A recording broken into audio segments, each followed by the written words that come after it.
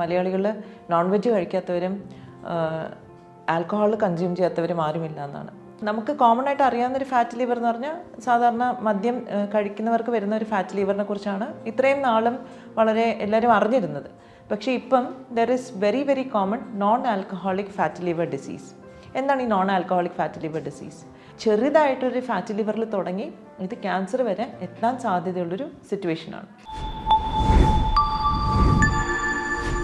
Hello friends, ഞാൻ doctor തൃഷ്ണ, സമത്വം വെൽനസിൻ്റെ medical ഡയറക്ടറും ചീഫ് ഫിസിഷ്യനുമാണ് ട്രിവാൻഡ്രം. നമ്മുടെ മലയാളികളുടെ ഒരു പ്രത്യേകത, ഞങ്ങൾ കോളേജിൽ പഠിക്കുമ്പോഴത്തേക്ക് എല്ലാവരും പറയുന്നത് വെച്ചാൽ മലയാളികൾ നോൺ വെജ് കഴിക്കാത്തവരും ആൽക്കഹോൾ കൺസ്യൂം ചെയ്യാത്തവരും ആരുമില്ല എന്നാണ്.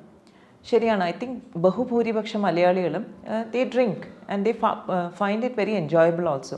ഇപ്പോൾ ഏതൊരു ഫെസ്റ്റിവൽ വന്നാലും I think it's an integral part of celebration. പക്ഷേ ഇതിൽ നമുക്ക് കോമൺ ആയിട്ട് അറിയാവുന്നൊരു ഫാറ്റ് ലിവർ എന്ന് പറഞ്ഞാൽ സാധാരണ മദ്യം കഴിക്കുന്നവർക്ക് വരുന്ന ഒരു ഫാറ്റ് ലിവറിനെ കുറിച്ചാണ് ഇത്രയും നാളും വളരെ എല്ലാവരും അറിഞ്ഞിരുന്നത്. പക്ഷേ ഇപ്പം there is very very common non alcoholic fat liver disease. എന്താണ് ഈ non alcoholic fat liver disease?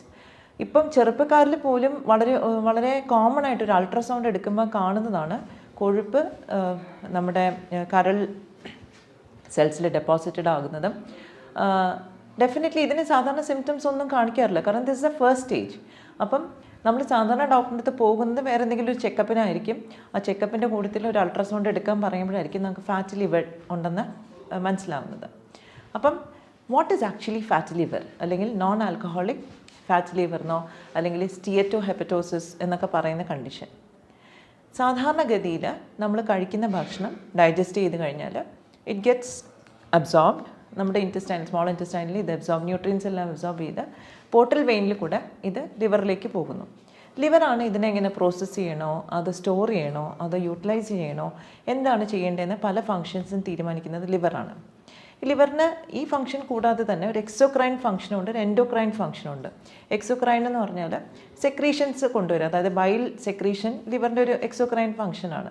ഈ ബൈൽ സെക്രീഷൻ അനുസരിച്ചിട്ടായിരിക്കും നമ്മുടെ ഫാറ്റിന്, അതായത് നമ്മൾ കഴിക്കുന്ന കൊഴുപ്പിന് ബ്രേക്ക് ഡൗൺ ചെയ്യുന്ന ഒരു പ്രോസസ്സാണ് ഈ ബൈൽ സോൾസ് ചെയ്യുന്നത്. ഇത് കൂടാണ്ട് എൻഡോക്രൈൻ ഫംഗ്ഷനുണ്ട്. ലിവറിൽ നിന്ന് തന്നെ കുറച്ച് ഹോർമോൺസ് സെക്രീറ്റ് ചെയ്യുന്നു, again which helps in A lot of metabolic activities in the body. പക്ഷേ ഇതുകൂടാതെ തന്നെ എനിക്ക് തോന്നുന്നു വളരെ പോപ്പുലറായിട്ടുള്ള മലയാളം സോങ്സ് ഒക്കെ നമ്മൾ കേട്ടിട്ടുണ്ടായിരിക്കും. കരളെ എന്നൊക്കെ ആയിരിക്കും പറയുന്നത്. Why? Because liver is a very very important organ in the body. ലിവറിന് എന്തെങ്കിലും ഡാമേജ് വരുവാണെങ്കിൽ അത് it can regenerate very well, പക്ഷേ over a period of time നമ്മുടെ ഫുൾ ബോഡീനെ അത് ബാധിക്കും. അപ്പം non alcoholic fat liver disease വരാനുള്ള കാരണം നമ്മൾ കഴിക്കുന്ന ഭക്ഷണത്തിൽ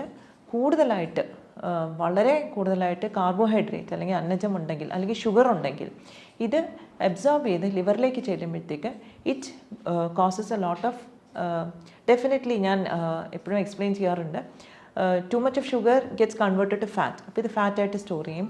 എസ്പെഷ്യലി നമ്മുടെ ലിവർ സെൽസിനകത്ത് ഇത് ഒരു എൻഡോപ്ലാസ്മിക് റെറ്റിക്കുലം, ലിവറിൻ്റെ ഒരു ഭാഗത്തിനകത്ത് ഇത് സ്റ്റോർ ചെയ്ത് കഴിഞ്ഞാൽ ഇത് അവിടെ കുറച്ച് സ്ട്രെയിൻ ഉണ്ടാക്കും. കാരണം ഇത്രയും കൊഴുപ്പ് സ്റ്റോർ ചെയ്യാനുള്ളൊരു കപ്പാസിറ്റി ലിവർ സെൽസിന് ഇല്ല നോർമലി. അപ്പം നാച്ചുറലി അതൊരു ഇൻഫ്ലമേറ്ററി പ്രോസസ്സിലേക്ക് പോകുന്നു, ഇതിനെ ബോഡി റെസിസ്റ്റ് ചെയ്യാൻ തുടങ്ങുന്നു. അപ്പം അതൊരു ഹെപ്പറ്റൈറ്റിസിലേക്ക് പോകുന്നു, ഇൻഫ്ലമേറ്ററി കണ്ടീഷൻ. ആൻഡ് ഈ ലോങ് ടേം ഹെപ്പറ്റൈറ്റിസ്, കുറേ കാലം ഹെപ്പറ്റൈറ്റിസ് അല്ലെങ്കിൽ ഇൻഫ്ലമേഷൻ നിൽക്കുന്ന ഏതൊരു ശരീരത്തിൻ്റെ ഭാഗത്തും it can lead to cancer eventually. അപ്പം ചെറുതായിട്ടൊരു ഫാറ്റ് ലിവറിൽ തുടങ്ങി ഇത് ക്യാൻസർ വരെ എത്താൻ സാധ്യതയുള്ളൊരു സിറ്റുവേഷനാണ്. അതുകൊണ്ട് തന്നെ നമ്മൾ ഇത് ഡെഫിനറ്റായിട്ടും അഡ്രസ്സ് ചെയ്യണം. ഫാറ്റ് ലിവറിൽ നമ്മൾ ഏറ്റവും ഇമ്പോർട്ടൻസ് കൊടുക്കുന്നത് ഡെഫിനറ്റ്ലി നമ്മുടെ ഡയറ്റിന് തന്നെയാണ്. കാരണം ഡയറ്ററി ഇൻ്റർവെൻഷനാണ് ഇതിൽ ഏറ്റവും പ്രധാനം. സ്റ്റാർട്ടിങ് വിത്ത് നമ്മൾ കഴിക്കുന്ന ഭക്ഷണത്തിലെ കാർബോഹൈഡ്രേറ്റിൻ്റെ ക്വാണ്ടിറ്റി കുറയ്ക്കുക. അപ്പോൾ 3 നേരം അരിയാഹാരം കഴിക്കുന്നവരെ definitely you have to stop all that and switch to a healthy diet plan. അവിടെ എന്തായിരിക്കും നമ്മൾ ഫോക്കസ് ചെയ്യുന്നുണ്ടാവുക? അറ്റ്ലീസ്റ്റ് ആദ്യത്തെ 1 മാസമെങ്കിലും നമ്മൾ അന്നജം വളരെ മിനിമൈസ് ചെയ്തിട്ട് വെജിറ്റബിൾസ് ടേസ്റ്റ് ഇല്ലാതൊന്നും കഴിക്കേണ്ട, നമുക്ക് കുറച്ച് ഗീയോ ബട്ടറൊക്കെ ഇട്ടിട്ട് കഴിക്കാം. Plus some nuts and some fruits. ഇതായിരിക്കണം നമ്മുടെ മെയിൻ ആയിട്ടുള്ള ഫുഡ്. നോൺ വെജ് കഴിക്കാമെന്ന് ചോദിച്ചാൽ കഴിക്കാം. റെഡ് മീറ്റ് നമുക്ക് കംപ്ലീറ്റ് ആയിട്ട് ഒഴിവാക്കണം. വൈറ്റ് മീറ്റ് കുറച്ചൊക്കെ നമുക്ക് കഴിക്കാം. ഡെഫിനറ്റ്ലി എഗ്ഗും നമുക്ക് കൺസ്യൂം ചെയ്യാൻ സാധിക്കും. പക്ഷേ ഇതിനെല്ലാത്തിനും ഉപരി നമ്മൾ ഫസ്റ്റ് സ്റ്റാർട്ടിങ് വിത്ത് ലിവർ ക്ലെൻസാണ് ഏറ്റവും നല്ലത്. അപ്പോൾ ഈ NAFLD പോലത്തുള്ള കണ്ടീഷന് നമുക്ക് ഫാസ്റ്റിംഗ് വളരെ ഇഫക്റ്റീവായിട്ടുള്ളൊരു ട്രീറ്റ്മെൻറ്റാണ്. കാരണം ഫാസ്റ്റ് ചെയ്യുന്ന സമയത്ത് കുറേ ക്ലെൻസിങ്, ലിവറിൻ്റെ ക്ലെൻസിങ് നടക്കുന്നു. കാരണം നമ്മൾ മാക്രോ ന്യൂട്രിയൻസ്, കാർബോഹൈഡ്രേറ്റോ ഫാറ്റോ പ്രോട്ടീനോ നമ്മൾ ഭക്ഷണത്തിൽ കൊടുക്കുന്നില്ല. അതുകൊണ്ട് തന്നെ ഇതിനെ പ്രോസസ്സ് ചെയ്യേണ്ട ഒരു ജോലി ലിവറിനില്ല. ലിവറിന് ആവശ്യത്തിന് റെസ്റ്റ് കിട്ടുന്നു. അതുകൊണ്ട് തന്നെ കുറച്ചുകൂടെ ബോഡിയിൽ, അതായത് ലിവറിൽ അടങ്ങിയിരിക്കുന്ന കുറേ കൂടെ ടോക്സിൻസ് ലിവറിനെ റിമൂവ് ചെയ്യാനായിട്ട് സാധിക്കും. അപ്പോൾ ലിവറിനെ ക്ലെൻസ് ചെയ്യാനായിട്ട് വളരെ ഇഫക്റ്റീവായിട്ടുള്ള ഒരു നിങ്ങൾക്ക് എല്ലാവർക്കും അറിയാവുന്ന ഒരു ഹേർബാണ് കീഴാർനെല്ലി. കീഴാർനെല്ലി നമുക്ക് അതുപോലെ തന്നെ അടിച്ചു പിഴിഞ്ഞ് കുടിക്കാം, ദാറ്റ് ഈസ് ഇഫക്റ്റീവ്. പക്ഷേ ഫോർ സം പീപ്പിൾ ആ ചെറിയൊരു ക്വാണ്ടിറ്റി പറ്റില്ല. അപ്പോൾ നമ്മൾ കോൺസെൻട്രേറ്റഡ് ആയിട്ട് തന്നെ നമ്മൾ കൊടുക്കണം. അപ്പം liver cleanse is very very important. പിന്നെ നമ്മുടെ ഡയറ്റിൽ ഒരുപാട് സെലറി എന്ന് പറയുന്ന ഒരു അഗെയിൻ ഇറ്റ്സ് എ വെജിറ്റബിൾ. നമ്മൾ ഫോറിൻ കൺട്രീസിലൊക്കെ ഒരുപാട് യൂസ് ചെയ്യുന്നതാണ്. അപ്പോൾ സെലറി ധാരാളം നമ്മുടെ ഫുഡിൽ ഇൻക്ലൂഡ് ചെയ്യുന്നുണ്ട്. നമുക്ക് ഫാറ്റ് ലിവർ അല്ലെങ്കിൽ ലിവർ ഡീറ്റോക്സ് നടത്താനായിട്ട് സാധിക്കും. Parsley is another herb. നമുക്ക് ഒരുപാട് ഡയറ്റിൽ ഉപയോഗിച്ച് കഴിഞ്ഞിട്ടുണ്ടെങ്കിൽ നമുക്ക് പാസ്ലി ശരിക്കും പറഞ്ഞാൽ ലിവർ ക്ലെൻസിന് വളരെ ബ്യൂട്ടിഫുള്ളായിട്ട് ഉപയോഗിക്കാൻ പറ്റുന്നൊരു ഹേർബാണ്.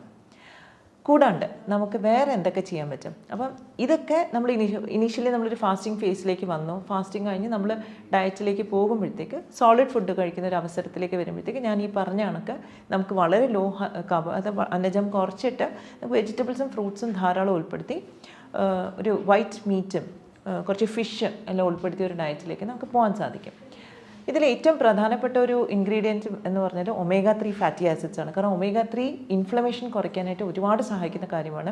ഞാൻ ആദ്യം തന്നെ പറഞ്ഞു, when there is too much of fat in the liver cells there is inflammation because fat cannot stay there.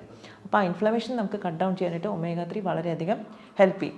ഈ omega-3 നമുക്ക് വേണമെങ്കിൽ ക്യാപ്സ്യൂൾ ഫോംസിൽ എടുക്കാം. എഗെയിൻ ഡിപ്പെൻസ്, ഓരോരുത്തർക്കും ഓരോ ഡോസേജ് ആയിരിക്കും വേണ്ടി വരിക. ഡിപ്പെൻസ് upon the ഇൻഫ്ലമേഷൻ്റെ ലെവൽ. ഇത് നമുക്ക് നാച്ചുറലായിട്ട് നമ്മുടെ ഫുഡിൽ നിന്നും കിട്ടും. ഫിഷ്, ഈ ചൂര പോലത്തെ മീൻ, സാമൺ, അങ്ങനത്തെ ഫിഷിനെല്ലാം ധാരാളമായിട്ട് omega-3 ഫാറ്റി ആസിഡ്സ് ഉണ്ട്. പിന്നെ വെജിറ്റബിൾ സോഴ്സസ് ആണെങ്കിൽ ഫ്ലാക്സ് സീഡ് വളരെ നല്ലൊരു സോഴ്സാണ്. Avocado is another good source. അപ്പം ഇതൊക്കെ നമ്മുടെ ഡയറ്റിൽ ഇൻകോപ്പറേറ്റ് ചെയ്യുമ്പോൾ നമുക്ക് കുറേയൊക്കെ ലിവർ ഇൻഫ്ലമേഷൻ നമുക്ക് കട്ട് ഡൗൺ ചെയ്യാൻ പറ്റും. പിന്നെ നമ്മൾ പറയുന്നത് പോലെ നമ്മൾ പുറത്ത് പോയി ഭക്ഷണം കഴിക്കുമ്പോൾ റിപ്പീറ്റഡ് ആയിട്ട് എണ്ണയിൽ വറുത്ത കാര്യങ്ങൾ, ബിക്കോസ് എണ്ണ വൺസ് ഇറ്റ് ഗെറ്റ്സ് നമ്മൾ ചൂടാക്കുമ്പോഴത്തേക്ക് ഇറ്റ് ഗെറ്റ്സ് ഓക്സിഡൈസ്. അപ്പോൾ ഓക്സിഡൈസ് ചെയ്ത ഓയിൽ വീണ്ടും നമ്മൾ ഉപയോഗിച്ച് ചൂടാക്കി ഉപയോഗിച്ചാൽ അത് വളരെ ടോക്സിക് ആണ്. അത് ഇറ്റ് പുട്ട്സ് ഓക്സിഡേറ്റീവ് സ്ട്രെസ്. ഒരുപാട് അനാവശ്യമായിട്ടുള്ളൊരു ഓക്സിജൻ സ്പീഷീസ് ആ എണ്ണയ്ക്കകത്തുണ്ടാവും. അത് നമ്മൾ കൺസ്യൂം ചെയ്യുമ്പോൾ നമ്മുടെ ശരീരത്തിലും അത് വരുന്നു.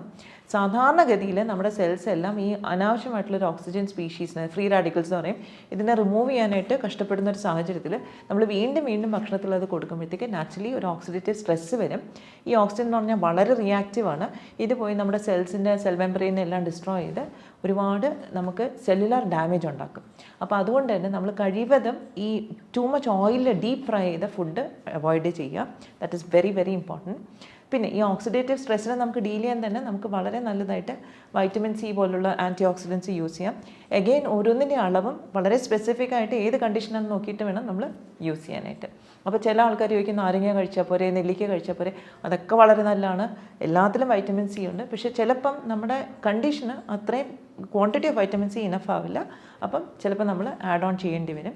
പിന്നെ ഇതിൽ വളരെ ഇൻട്രസ്റ്റിംഗ് ആയിട്ടുള്ളൊരു കാര്യം എനിക്ക് എടുത്തു പറയാനുള്ളത്, ബെറീസ്, സ്ട്രോബെറി, ബ്ലൂബെറി, റാസ്ബെറി, ഇങ്ങനത്തെ ബെറീസ് എല്ലാം ശരിക്കും പറഞ്ഞാൽ നമ്മുടെ ലിവർ ഈ ഓക്സിഡേറ്റീവ് സ്ട്രെസ്സ് കുറയ്ക്കാനായിട്ട് വളരെ ഹെൽപ്ഫുള്ളാണ്. സ്ട്രോബെറി ഒക്കെ ഇപ്പോൾ നമ്മുടെ കടകളിലെല്ലാം ധാരാളം ലഭിക്കുന്നുണ്ട്. So please start using all that because that is definitely going to help you get out of this fatty liver. പിന്നെ ഡ്രിങ്കിങ് പ്ലെൻറ്റി ഓഫ് വാട്ടർ. എനിക്കൊന്ന് പല ആൾക്കാരും വിട്ടുപോകുന്നൊരു കാര്യം എന്ന് വെച്ചാൽ വളരെ സിമ്പിൾ കാര്യമാണ് വെള്ളം കുടിക്കുക എന്നുള്ളത്. പക്ഷേ പല ആൾക്കാരും ജോലി തിരക്ക് കാരണം കുടിക്കാറില്ല. എന്താ പറയുക, ജോലിക്ക് കയറുമ്പോൾ ഇച്ചിരി കുടിച്ചിട്ട് കയറും, പിന്നെ അതിനെപ്പറ്റി മറന്നു പോകുന്നു. So what I suggest is ഒരു ബോട്ടിൽ 1 ലിറ്റർ ബോട്ടിൽ വാങ്ങിക്കുക, സ്റ്റീലിൻ്റെ ബോട്ടിലോ കോപ്പർ ബോട്ടിൽ എന്തെങ്കിലും വാങ്ങിക്കുക, ഫിൽ ഇറ്റ് വിത്ത് വാട്ടർ. രാവിലെ ജോലിക്ക് പോയിട്ട് ഉച്ചയ്ക്ക് ഇറങ്ങുമ്പോഴത്തേക്കും ആ ബോട്ടിൽ ഫിനിഷ് ചെയ്യണം. Again going for a break, again fill it up, bring it back, വൈകുന്നേരം ആകുമ്പോൾ അത് ഫിനിഷ് ചെയ്യുക. തേർഡ് ടൈം രാത്രി കിടക്കുന്നതിന് 3ാമത്തെ പ്രാവശ്യം അത് ഫില്ല് ചെയ്ത് ഫിനിഷ് ചെയ്യണം. സോ 3 ലിറ്റേഴ്സ് അറ്റ്ലീസ്റ്റ് നമുക്ക് വെള്ളം കിട്ടും. പ്രത്യേകിച്ച് നമുക്കിപ്പം അറിയാം ക്ലൈമറ്റ് ചേഞ്ച് ഒക്കെ നടക്കുന്നു, അന്തരീക്ഷം എല്ലാം മാറുന്നുണ്ട്. ആൻഡ് ദ വേ ആ body response to it is also changing. അപ്പോൾ അതുകൊണ്ട് keep yourself hydrated, that is extremely important. അത് ലിവർ ഡിസീസിന് മാത്രമല്ല എല്ലാ ഡിസീസിനും വളരെ വളരെ ഇമ്പോർട്ടൻ്റ് ആണ്. Except for kidney disease, if there is any restriction നമ്മൾ അത് നോക്കിയിട്ട് വേണം വെള്ളം കൺസ്യൂം ചെയ്യാൻ. Otherwise drinking water is definitely a must. പിന്നെ ഇതിലെല്ലാത്തിനും സ്പീഡപ്പ് ചെയ്യുന്നൊരു പ്രോസസ്സാണ് നമുക്ക് എന്തെങ്കിലും ടെൻഷൻ ഉണ്ടെങ്കിൽ. അപ്പം എന്തൊരു അസുഖം നമ്മുടെ ശരീരത്തിലുണ്ടെങ്കിലും ടെൻഷൻ ഉണ്ടെങ്കിൽ അത് എഗ്രവേറ്റഡ് ആവും. അപ്പം നമ്മുടെ സ്ട്രെസ്സും ടെൻഷനും നമ്മൾ മാനേജ് ചെയ്യണം. ഇതെല്ലാം നമ്മൾ ചെയ്യുന്നതിനോട് കൂടെ നമ്മുടെ ചിട്ടയുള്ള ഒരു ലൈഫ് സ്റ്റൈലിലേക്കും നമ്മൾ പോകണം.